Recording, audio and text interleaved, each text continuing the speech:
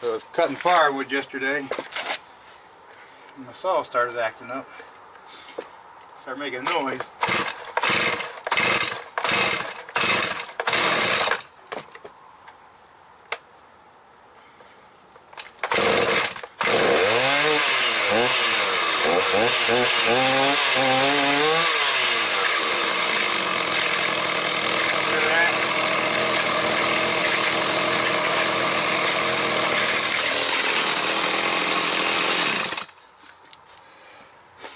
Not a good noise. So let's take the side cover off. Let's take this side cover off here and see what we end up with. I want to turn the clutch and everything and see, does it sound like a clutch spring broke maybe?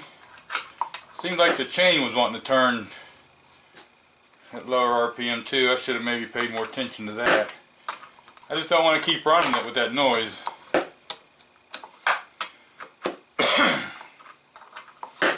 I was cutting, and then all of a sudden I hit something in the tree, I believe, and then it started cutting with just one side of the chain.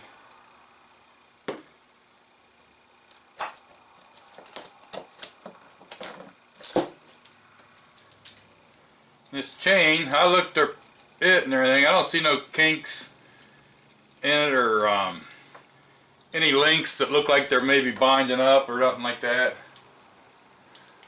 And I do have another chain I could put on there. Here's what I want to turn.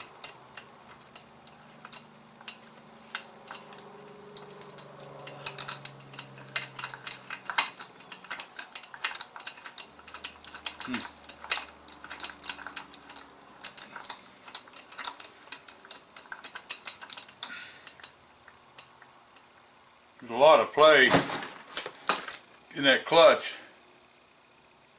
I wonder if it's that bearing. Let me get a screwdriver. Let's take that thing apart, huh? Okay, you'll notice right here on the end of this there's an E-clip. You need to take that E-clip off of there. And they can go flying. It's not a bad idea to have a couple extra of these, because I have lost those. And I've lost that washer before. Now we'll lay these how they come out. This is what's called a rim sprocket. A lot of them, the sprocket's made right onto it. Alright, but this one's not. This one here, you can pull that sprocket off.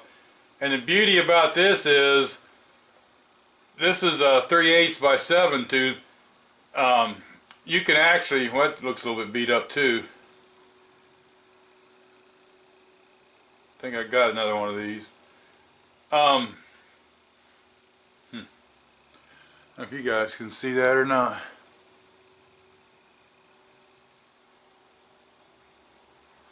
But anyway, that should let us pull this clutch right off of here. And there's the issue.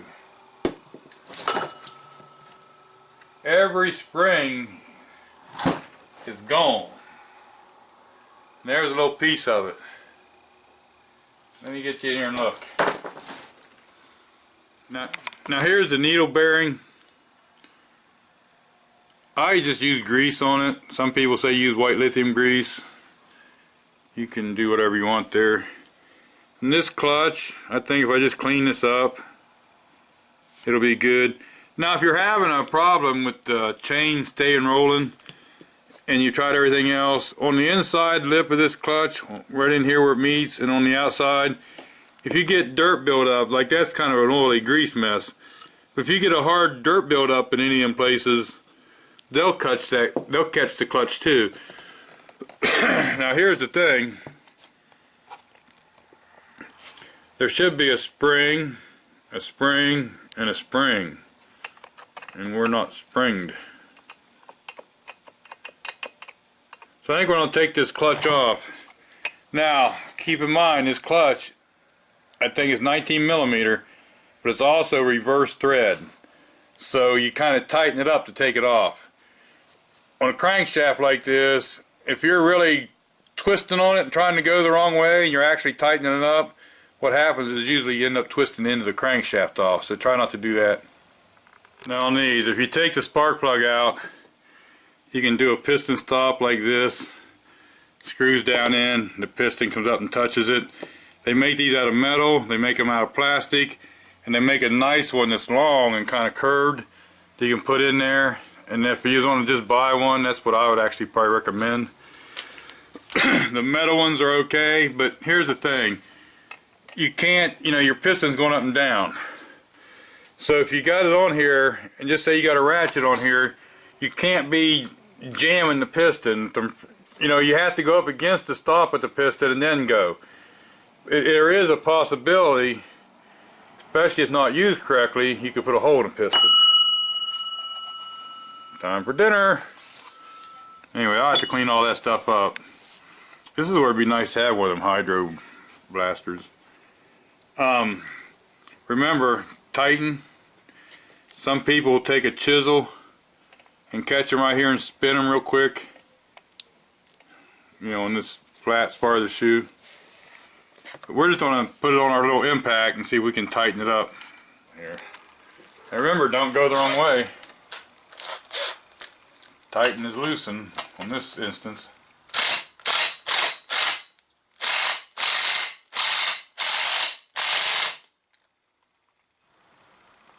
So here's what we're going to have. Oops. Now try not to let that happen. It's easier when the springs are on there. But maybe I'm just the way I am. But I like to have all these back where they belong.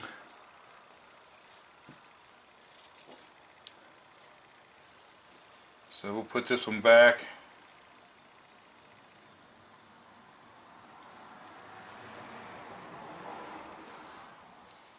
The clutch itself looks to be okay.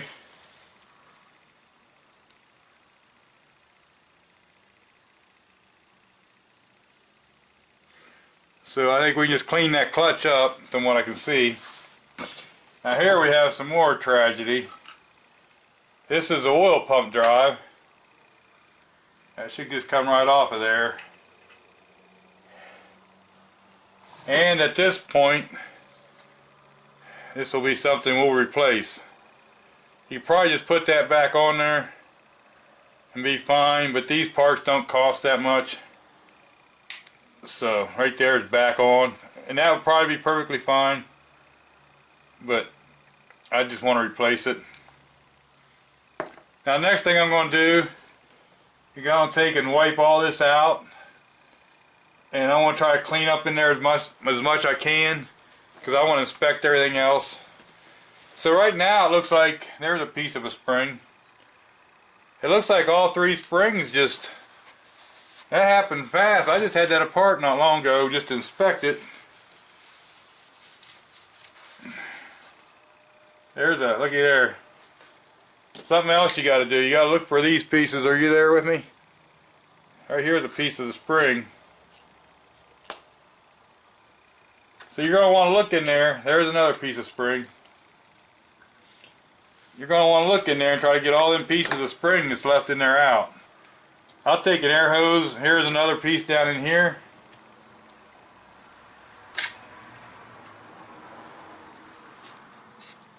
A few more pieces of it here.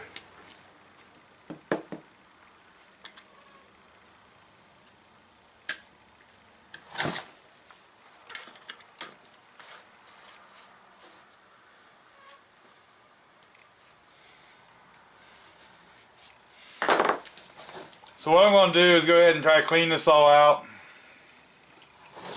And I'll blow some compressed air in here. I'll do that outside so I'm not spraying this everywhere. Let's just clean around here. If you don't have an oil drive, I would do that. I do have an oil drive, so I'll just put it back for now. Like I say, I'm going to go out here and try to blow out all this. Okay, so I got my new oil pump drive. That one there, the end was worn real thin. I don't know if you can pick that up. so I just don't trust it. This we can put right back in here. Put a little bit of grease or something on there, some kind of lubricant. I try to put my rod down here where I can see best the wire.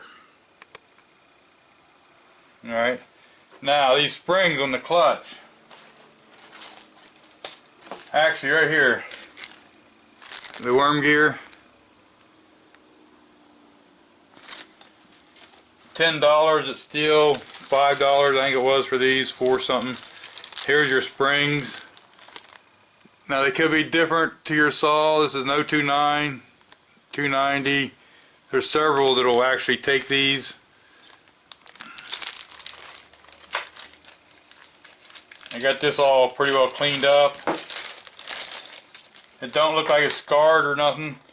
And what they're going to do is these springs are going to hook in.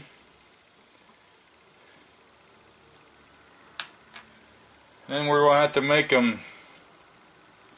fit the other one. So usually you can take a pair of needle nose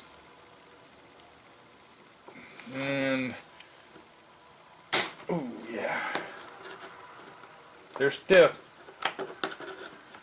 There's probably an easier way to do this.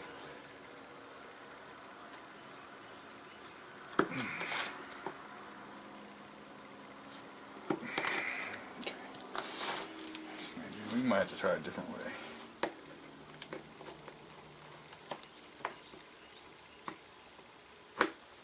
Okay, was I in your way? Here's what we're going to do. I'm going to turn this one around.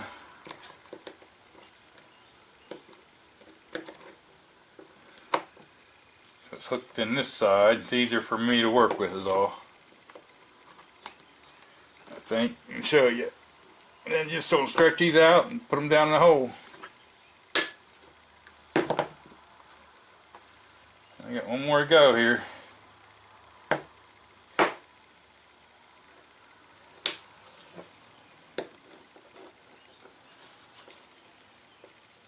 These can be a booger at times. Let me try to see if you can't get it one way. Then what I do is I'll take and unhook the spring, put it in the other hole, and that way I'm pulling the opposite direction. Sometimes that makes all the difference. Why, I don't know. But there they are. Now if you notice, this clutch is pretty, you would think it would bend and flop, but it's pretty good, you know, and you can see that these springs are stretched some. So if you take yours apart and your springs aren't stretched at all, they're probably wore out. Whether this is golden or not, I don't know, but to me, if I could take one and I can flex the clutch around, you know, like this is like real, like this one here, see how it's moving, but I'm forcing it. If it's real loose, then I say the springs are wore out and I replace them. Now we're going to put this back on because we got it all put back together. That's all we need to do is put the springs back in. Remember, this goes the other way. And all I'm going to do is run that up snug one time. There's nothing holding the crank. When this hits, the crank will spin, okay? I'm just going to, that's all I'm going to do. That's plenty. Now there's probably a torque spec, there's probably something, but my theory is as long as I get that snug, the rotation as you're doing it will actually tighten this up. Might be the wrong way to look at it. Your little needle bearing. Let me get this piece of grease and put on my finger to put on here. Like I say, a lot of people say lithium grease and different things. I don't know.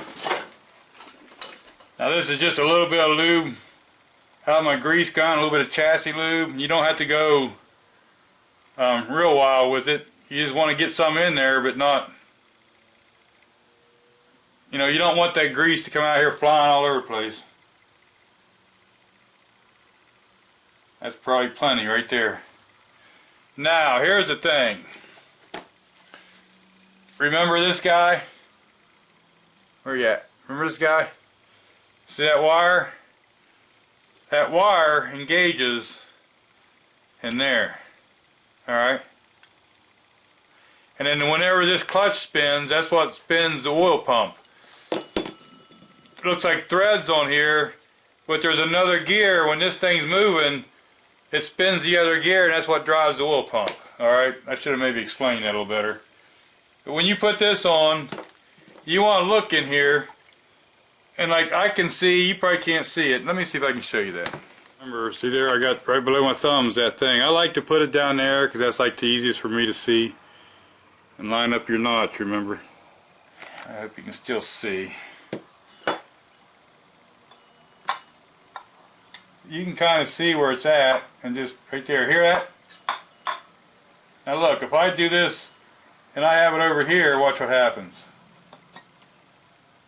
See? You don't hear that, do you? So, get your notch, line it up. You can kind of look in there and see.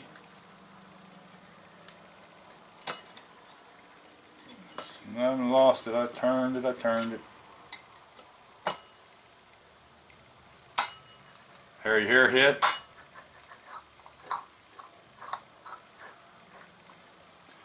Now you can kind of look in there if you want to and spin that around. You should be able to see it go by in between the brake band and the thing. But it's in there. We should be pumping oil.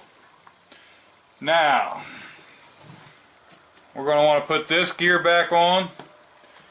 And like I say, you can change these if you need to.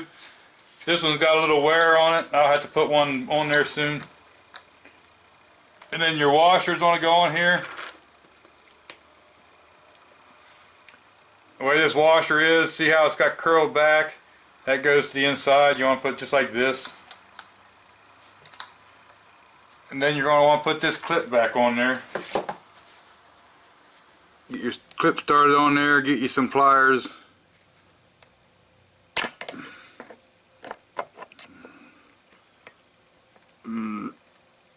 Try to do it through the viewfinder. Anyway, it's hard to do when you're going to do this one-handed, but you get the gist of it. Okay, let me see if I can get you in the picture here where you can see.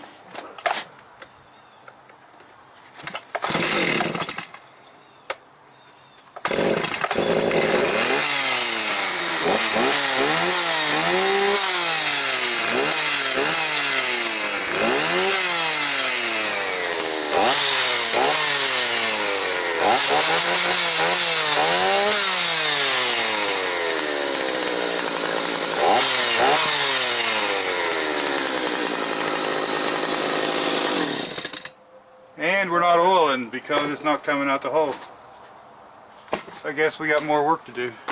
So that little hole here is where the oil should come out of. But I do have oil coming out of here. So the oiler's probably working. It's probably that hose maybe. Maybe I should have looked at it better. Darn. So I should have looked a little better. That hose right here, I don't know if I'm probably making it worse. That hose right here, the end of it was all cut up and it come off the little ear that it goes on, the little titty. And this thing comes from the oil tank to here. So I cut just a wee piece off and I'll see if it'll fit up on there, and if not, then I'm going to end up having to replace the oil line. That means there probably won't be no wood cutting today. And see, that is what's happening. It was leaking. So what I did, I cut just a wee little bit off, and I had enough to stretch it up on there. Is it going to stay or be okay? I don't know. I will get some pieces and parts to put in there. But that's where you can see where it was oiling out the bottom. Now this screw, I also noticed, there's a screw on the end of here. See where that's all worn down with the springs hitting it? What that is, on the 029s and stuff, there's a hole in the bottom here. Can you see where it says, if you turn that screw, you can increase how much oil it lets out. I think I'm already pretty much maxed, so I'm going to put this back together and see if it oils. And I'll just have to keep an eye on the oil, and If it quits oiling, I'll have to just use the other saw, I guess. Now on the bar, I don't feel none, but I always feel upwards to see if it's starting to roll this edge of the bar over. And if it is, then I'll take and take a file and take the burr end off. Okay, now you have a hole like this on the inside too, see? And that hole goes over this oiler, and that's what lets the oil into the channel, and then the chain slings it around. And the two dots here, they go to this chain tensioner right here. And one of these, I need to replace this one stud. It's a little hard to get the nuts on sometimes. It doesn't look that bad, but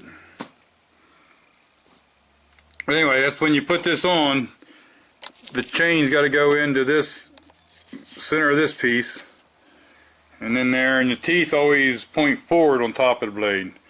And every time I take a chain off to do something, I usually flip my bar over, just so I don't get so much wear on one side. So let me put this on here. What I do, I get it on there, I hold the saw up sideways. Yeah, we'll be right in your way for a second. You want to get that in the bar. Sometimes you can turn the bar or the chain on the bar and get it in there. Now, that's all we want to do is get it right up there like that. Make sure you're where you're supposed to be. And we'll take this cover, put down on there, and then we can put them nuts on there. Loosening this up a lot of times makes it easier to put the chain on. I see how the chain's got all the slop in it.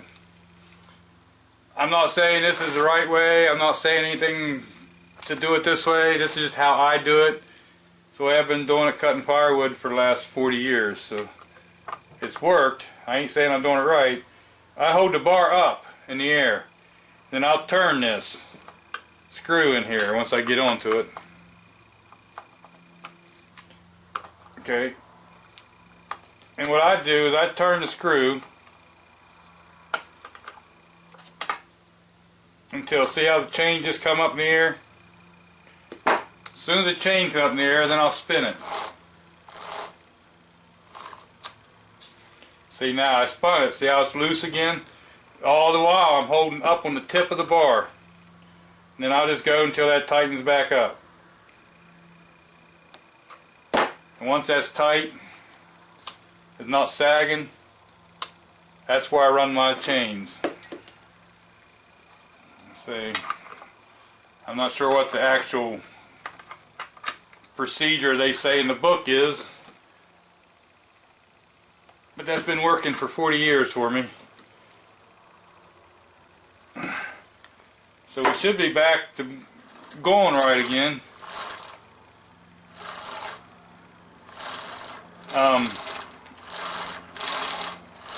Chain brake works.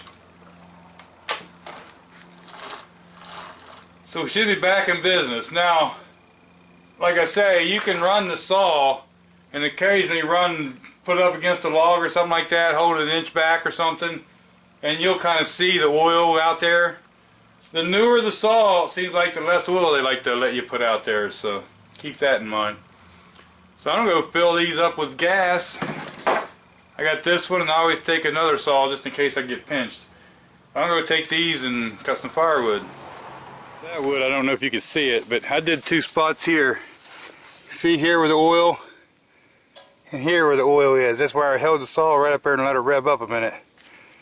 You do that and you'll know you're oiling.